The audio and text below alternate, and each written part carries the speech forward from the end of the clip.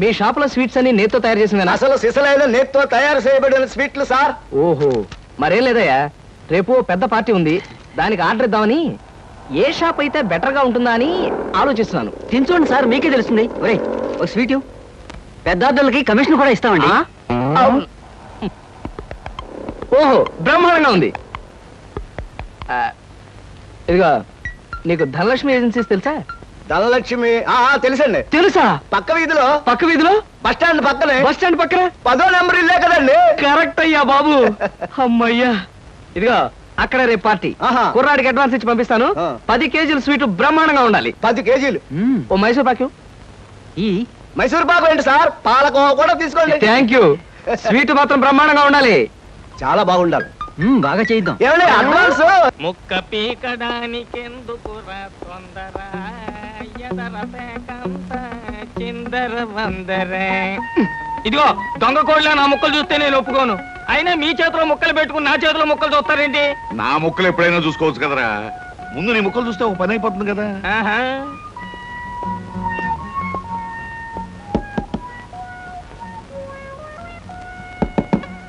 జోకర్లు బెదురుతాయి. ఇదిగో బాబు, Dhanalakshmi agencies operator గారు ఉండేది ఎక్కడ? వేసుకో ముక్క, చూపిస్తాను. షో తర్వాత చూపించవచ్చు కానీ ఆపరేటర్ గారు ఎక్కడున్నారు చెప్పవయ్యా. ఇదిగో ముక్క ఖర్చేయండి. ఏం ఖర్చు చేయడం ఏమిటో. మీలాంటి చెత్త మనుషులు పెట్టుకున్న ఆపరేటర్ ఎవరో గానీ త్వరలో ఆఫీస్ మూసేసి అర్జెంట్ గా పేకాట క్లబ్ పెట్టుకుంటాడు బాబు. Yes, Dhanalakshmi agencies proprietor Koteswararao speaking. అవునవునవును, మీకు సరుకు పంపించాలి, కాకపోతే సేల్స్ మెన్ ప్రాబ్లం వల్ల వెంటనే పంపించలేకపోయాను. అలాగే త్వరలోనే పంపిస్తాను. ఓకే సార్, ఆపరేటర్ గారు మీరా? ఈ అవతారం చూసి బంటో తరుకున్నాను, నన్ను క్షమించండి సార్. మన్నించండి, ఆట అయిపోయింది. వీరెవరు సార్? మీ అసిస్టెంట్ మేనేజరా? కాదయ్యా, వీడు నా ప్యూన్ గాడు. నేను ఇచ్చే జీతం డబ్బులు కాక కనీసం నా దగ్గర నెలకి ప్యాకెట్లో 200 రూపాయలైనా ఖర్చు చేస్తాడు. మీరు ప్రొపరైటర్ అయ్యుండి ఆఫ్టర్ ఆల్ ప్యూన్ తో ప్యాకెట్ ఏమిటి సార్? చూడవయ్యా, ఆఫీస్ టైమ్స్ అయిన తర్వాత ప్రొపరైటర్ ప్యూన్ అనే తేడా లేదయ్యా, అందరూ సమానమే. అవును, ఇంటర్వ్యూకి వచ్చినట్టున్నావు, నీ పేరేంటి? కృష్ణ సార్. ఇంటర్వ్యూ కని పొద్దుననగా బయలుదేరి ఇప్పటికి చేరుకున్నాను సార్. మీరేమీ అనుకోనంటే ఒక్క మాట అడుగుతాను సార్. ఇంటర్వ్యూ కని పిలిచిన అడ్రస్ లో గాంధీనగర్ పక్క, కమలా థియేటర్ వెనకాల, రాముల వారి గుడి ముందు అని అర్థం పర్థం లేని అడ్రస్ ఇచ్చారేమిటి సార్? చూడు కృష్ణ, నేను ఇవ్వాలనుకున్నది సేల్స్ మెన్ ఉద్యోగం. సేల్స్ మెన్ అనేవాడు ఊరంతా తిరగటం, ఎలాంటి అడ్రస్ అయినా పట్టుకోగలగటం మొదటి క్వాలిఫికేషన్. ఆ క్వాలిఫికేషన్ ఉన్నవాడే ఇక్కడికి రాగలడని అడ్రస్ అలా ఇచ్చాను. 8 మందికి గాను నువ్వు అక్కడ వచ్చావు కనుక ఫస్ట్ టెస్ట్ లో పాస్ అనేట్టు. Thank you sir, thank you very much. Second test ఏమిటి సార్? అచ్చు యంత్రాన్ని కనిపెట్టింది ఎవరయ్యా? అచ్చు యంత్రాన్ని జాన్ గ్యూటన్బర్గ్. కరెక్ట్.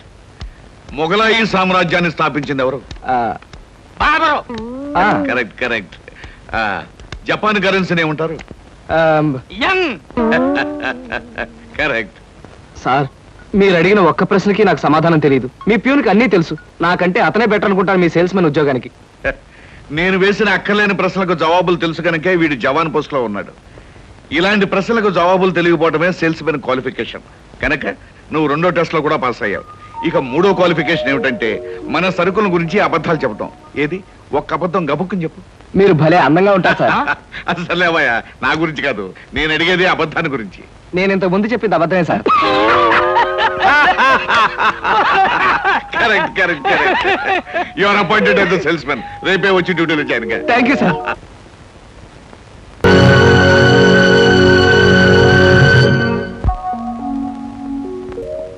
ఏమయ్యా, మీ నలుగురు కలిసి ఈ నెలలో 6 డజన్ ఆర్డర్లైనా తీసుకోలేదు. ఎందుకు పనికొస్తారా మీరు? సోపులకు కానీ, పౌడర్లకు కానీ, పెర్ఫ్యూమ్స్ కానీ మీరు ఒక్క ఆర్డర్ కూడా తీసుకోలేదంటే నేను మీకు జీతం ఎందుకు ఇవ్వాలి? మీరు ఎందుకు తీసుకోవాలి? అదిగా సార్, ఎన్నో విధాలుగా ప్రయత్నం చేశాం కానీ కారణాలు సంజాషులు కాదు నాకు కావాల్సింది, పని జరగడం కావాలి. Good morning sir. Good morning. కొత్తగా ప్రకాష్ నగర్ లో 4 ఆర్డర్లు, శ్రీరామ్ నగర్ నుంచి 15 ఆర్డర్లు తీసుకొచ్చాను. వాళ్ళ మన సరుకు వెంటనే కావాలని చిందులు దొక్కుతున్నారు. మనం గనక ఆలస్యం చేస్తే మన ఆఫీస్ మీద పడి అల్లరి చేసే అవకాశం ఉంది. గుడ్. సేల్స్ మెన్ అంటే అలా ఉండాలి. జాబ్ ఎలా చేయాలో మీకు తెలియకపోతే కృష్ణ దగ్గర శిష్యారకం చేయండి. అయ్యా వెళ్ళండి. సార్, ఇంతవరకు మన వాళ్ళు ఎవరు నెహ్రూ నగర్ ఏరియా టచ్ చేసినట్లేదు. ఇవాళ అటువైపు దండయాత్ర చేద్దామని చూస్తున్నారు. Very good. అది సరే కృష్ణ, మన వాళ్ళు ఎవరు కాళ్ళు గడ్డాలు పుచ్చుకుపతి వల్ల ఒక్క ఆట కూడా తేలేకపోతున్నారు. మరి నువ్వేమో నెలకు 30-40 ఆటలు తీసుకొస్తున్నావు. ఏమిటయ్యా నీ టెక్నిక్? నా టెక్నిక్ మాటల్లో చెప్పేది కాదు సార్. ఓరి సౌజ్ఞలో చెప్తావా? అది కాదు సార్, నేను కస్టమర్స్ తో డీల్ చేస్తున్నప్పుడు మీరు కళ్ళారా చూస్తే మీకే తెలుస్తుంది. అయితే నేను కూడా ఇవాళ నీతో పాటు వస్తానయ్యా. మీరు కూడా నాతో పాటు రావచ్చు. కాకపోతే మీరు ఇలా సూటు బూటు వేసుకుని ప్రొపరేటర్లా నా వెంట వచ్చారనుకోండి, వీడు సన్నా సేల్స్ మెన్ రా, వీడి వల్ల కాక ప్రొపరేటర్ వెంటేసుకు తిరుగుతున్నాడని మన ప్రోడక్ట్ ను అనుమానించే అవకాశం ఉంది. అమ్మో, మరైతే ఎలాగయ్యా రావటం? మీరేమీ అనుకోకపోతే నా వెంట మీరు రావడానికి ఓ మహత్తరమైన ఐడియా చెప్తాను. ఏమిటయ్యా అది? Come in. Good morning sir. Good morning. Potharaju,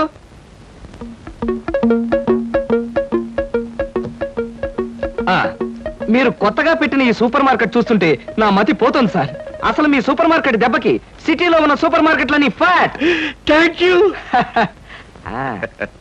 by the way, నా పేరు Krishna, Dhanalakshmi agencies sales representative ని. Glad to meet you. Very nice to meet you sir. వీడు మా బాయ్. అదే పోతరాజు, నా పర్సనల్ అసిస్టెంట్. మీరు వచ్చినందుకు నాకు చాలా సంతోషం. రండి కూర్చోండి. Thank you.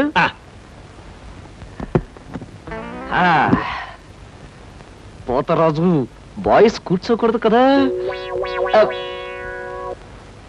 అలాగే నిలబడతానులేండి. సార్, మా ప్రోడక్ట్స్ అన్ని కొంచెం మంచినీళ్ళు ఇప్పిస్తారా? బాయ్ బయటికి వెళ్ళాడు. ఒరేయ్, నన్ను ఊరే అంటావా? పోతరాజు, బాయ్స్ ని అరే ఒరే అనక అయ్యా ఏమండి అనరు కదా. అవునవును, నేను బాయ్ని కదా. జగ్గులో వాటర్ ఉంది, అయ్యగారికి తెచ్చి. నేను నీళ్ళు తీసుకొచ్చి ఇవ్వాలా? లేకపోతే నేను తీసుకురావాలా? కదా పోతరాజు, ఇప్పుడు నువ్వు బాయ్ కదా. అవును, నేను బాయ్ని కదా.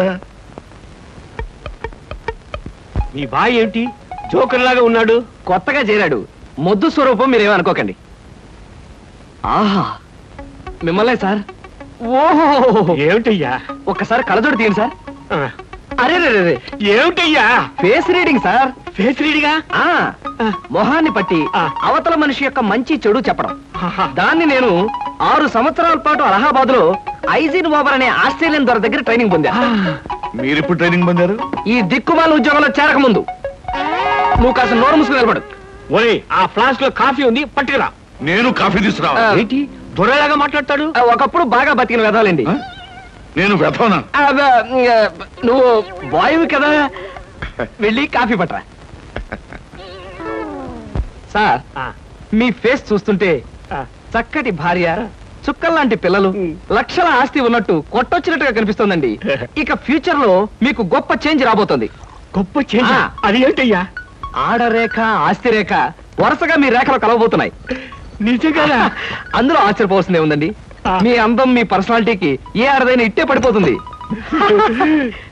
సిగ్గుపడకండి. కాకపోతే ఎంత తొందరలో పడబోతుందనే విషయం చెప్పాలంటే కొంచెం స్టడీ చేయాలి. ప్రస్తుతం నాకు టైం లేదు. మా సరుకు ఆర్డర్ తీసుకోవాలి కదండి, ఏదో పొట్టకుట్టు కోసం. పద పోతరాజు.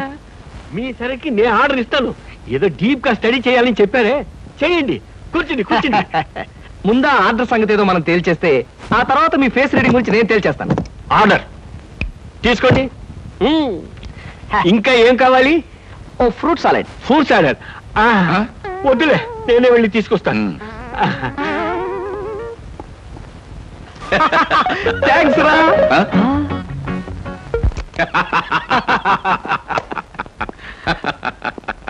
నిజంగా నీకు గొప్ప టాలెంట్ ఉందయ్యా. 6 నెలల్లో ఆడది ఆస్తి కలిసి వస్తుందని 60,000 రూపాయలు సరుకు వాడికి అంటకట్టావు. అవును, అసలు నీకు ఫేస్ రీడింగ్ ఏమన్నా తెలుసా? ఫేస్ రీడింగ్ లేదు, మీటర్ రీడింగ్ లేదు సార్. ఆ మాట ఎక్కడో చదివినట్టుగా గుర్తు. ఏ మనిషికైనా ఆస్తి, అమ్మాయి అప్పనంగా కలిసి వస్తుందంటే సంబరంగానే ఉంటుందిగా. ఆ వీక్నెస్ పాయింట్ పట్టుకుని వాడిని చిత్త కొట్టేశా. నాతో ప్యూర్ వేషం వేయించితే వేయించావు కానీ మహత్తరమైన నీ టాలెంట్ కనిపెట్టే అవకాశం కలగజేసావయ్యా. సరే కూర్చో. పర్వాలేదు సార్. పర్లేదు, కూర్చోవయ్యా. ఇంతకాలం నువ్వు నా దగ్గర పనిచేస్తున్నా మీ కుటుంబ వ్యవహారాలు ఏమి తెలుసుకోలేదు. అసలు మీ వాళ్ళు ఎవరైనా ఉన్నారా? ఏమిటి మీ కుటుంబ పరిస్థితి? సాధారణంగా మా కుటుంబ విషయాలు చెప్పి ఎదుటి వారికి తలనొప్పి తెప్పించడం నాకు ఇష్టం లేదు. పోనీ తలనొప్పి తెప్పించకుండా క్లుప్తంగా చెప్పబోయా. అంత అభిమానంగా అడుగుతున్నారు కాబట్టి చెప్తున్నాను. నేను కాకుండా మా ఇంట్లో ఉన్న వ్యక్తులు 3. మా అమ్మ దైవభక్తి, ఎదుటి వాళ్ళ మీద అభిమానం, ఆప్యాయత కలిగిన దేవత లాంటి మనిషి. ఇకపోతే మా నాన్నగారు క్రితం జన్మలో తను త్యాగరాజు, తాన్సేన్ లాంటి గొప్ప సంగీత విద్వాంసుడని ఆయన ఉద్దేశం. తన రాగాలతో ప్రజలందరికీ రోగాలు తెప్పిస్తూ, తన ఆలాపంతో ప్రజలందరినీ హాహాకారాలు చేస్తుంటే పేటలో ఉన్న వాళ్ళందరూ గొంతు పిసిగేస్తామని వాళ్ళ నిర్ణయం తెలియజేశారు. దాంతో భయపడిపోయి ఆయన బాత్రూమ్ లోనే పాడుకోవడం హాబీగా పెట్టుకున్నారు. ఆ సుగుణమే కాకుండా పేకాట పిచ్చి కూడా ఉంది. పని పాట లేని వాళ్ళందరితో చేరి పేకాట్లో ఎప్పుడు ఓడిపోవడమే కాకుండా అప్పుడప్పుడు తన బట్టలు కూడా తాకట్టు పెట్టేస్తుంటారు.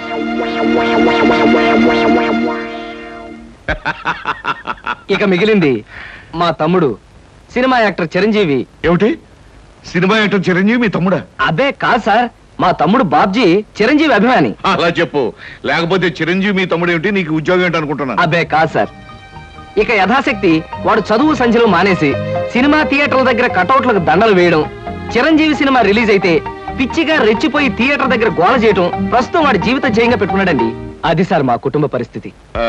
అంటే ఇంటెల్లబాదికి సంపాదించి పెట్టేవాడు నువ్వు ఒక్కడవేనన్నమాట. చూడు మిస్టర్ కృష్ణ, నీ కారణంగా మన కంపెనీ ఎంతో అభివృద్ధిలోకి వచ్చింది. అందుకు ప్రతిఫలంగా మీ కుటుంబానికి సాయం చేయడం ప్రొపరైటర్ గా నా కనీస ధర్మం. ఈ నెల నుంచి నీ జీతం 1000 రూపాయలు పెంచుతున్నాను. Okay? Thank you sir, thank you very much. ఆ విధముగా జూదమునందు అన్ని పోగొట్టుకున్న పాండవులు అరణ్యవాసములకు బయలుదేరి. ఆహా, ఏమి రాశాడయ్యా మహానుభావుడు. ఎవరు? వాల్మీకి మహాకవి. The law of diminishing returns states that the more you consume of a product, the more you పరీక్షలు కదన్నయ్యా, చదువుకుంటున్నాను. ఓహో, చదువు చదువు. అలాగే. అమ్మా అమ్మా. వస్తున్నాను బాబు. చేసేది సేల్స్ మెన్ ఉద్యోగం. నీడ పట్టున ఉండకుండా ఎండనక వాననక ఊరంతా తిరిగి అలసిపోయి వస్తుంటాం. నీ కష్టం తెలుసుకుంటే నాకెంతో బాధగా ఉందిరా కృష్ణ. కాఫీ తీసుకో బాబు. అమ్మా, నా కష్టంతో ఇంట్లో అందరి ఆకలి తీరి కుటుంబం అంతా ఆనందంగా ఉందని తలుచుకున్నప్పుడల్లా నాకు సంతోషంగాను సంతృప్తిగాను ఉంటుందమ్మా. అన్నట్టు ఇవాళ జీతం అందింది. ఇంటి ఖర్చులు ఏమిటో, ఎవరెవరికి ఎంతెంత ఇవ్వాలో లిస్టు రాసిస్తే. కృష్ణ, ఈ వయసులోనే సంపాదించే బాధ్యతను ఎత్తనేసుకున్నావు. కుటుంబాన్ని నడిపే బాధ్యత కూడా నీకెందుకురా? డబ్బు నాకు ఇస్తే ఖర్చులు మిగిలిన విషయాలన్నీ నేను చూసుకుంటాను. నీకివ్వడానికి నాకేమీ అభ్యంతరం లేదమ్మా. కాకపోతే ఈ కాస్త జీతంలోనూ అందరినీ మేనేజ్ చేయడం నీకు కష్టమేమోనని. ఒరే, నేను అమ్మని, నాకు ఆ మాత్రం తెలీదు. అమ్మవు కాబట్టే అందరి మాటలకు కరిగిపోయి అడిగిన వాళ్ళందరికీ కాదలేక ఇచ్చేస్తావని. సర్లేరా. సరే సరే సరే, తీసుకో. నేను వెళ్ళి బట్టలు మార్చుకొస్తాను. బియ్యానికి 300. అమ్మా, నీకు విషయం చెప్పాలంటే ఏడుపు వస్తుందమ్మా. ఏడవలసిన అవసరమే వచ్చిందిరా బాబ్జీ. ఇంట్లో నాన్న సంగీతంతో హింసిస్తున్నాడని చదువుకోవడానికి బీచ్కి వెళ్ళాను. అక్కడ వాచ్ పోయిందమ్మా. ఎల్లుండి నుంచి పరీక్షలు, కనీసం చేతికి సెకండ్ హ్యాండ్ వాచ్ అయినా ఉండాలిగా. ఓ 100 రూపాయలు బొమ్మా. ఈసారైనా తగలేసుకోకుండా వాచి కొనుక్కో. అలాగే. ఇదిగో 100. అయినా వాచి బారేసుకోవడం ఏమిట్రా పిచ్చి విధవ. ఇదిగో పార్వతి, ఇందాక వీధిలోంచి వస్తుంటేను కొందరు పెద్ద మనుషులు కనిపించి త్యాగరాజ ఉత్సవాల దగ్గరికి వస్తున్నాయి కదా, నా వంతు ఓ 500 రూపాయలు విరాళంగా ఏమని భైరవ రాగంలో బావురమన్నారే. 500? నేను ఇలాగే అన్నాను. మీరు ఇస్తాను ఒప్పుకున్నారా? కుటుంబం బరువు బాధ్యతలు తెలిసిన వాడిని నేను ఎందుకు మాటిస్తానే. కావాలంటే 2 లేక 300 విరాళంగా ఇస్తాను. ఆ రోజు ఉచితంగా కచేరీ చేస్తానని మాటిచ్చాను. పైసా కూడా అడగం. మీ కచేరీ మాత్రం వద్దు బాబు అని దండం పెట్టుంటారు, అంతేనా? కమాతు రాగంలో కాళ్ళు చేతులు వెరకొడతాను. నా కచేరీ అంటే బొత్తిగా భక్తి శ్రద్ధలు లేవు. ఆఖరి మాటగా 200 రూపాయలు విరాళంగా ఇస్తాను అన్నానే. ఇవ్వకపోతే బాగుండదు, ఆ తర్వాత నీ ఇష్టం. త్యాగరాజ స్వామి నిన్ను ఆశీర్వదిస్తాడు. 3, 4, 5. అమ్మగారు పాలకు డబ్బులండి. అమ్మగారు పచారీ సామాన్ డబ్బులండి. అమ్మగారు నా జీతం అండి. అమ్మగారు పాలకు డబ్బులండి. అమ్మగారు పచారీ సామాన్ డబ్బులండి.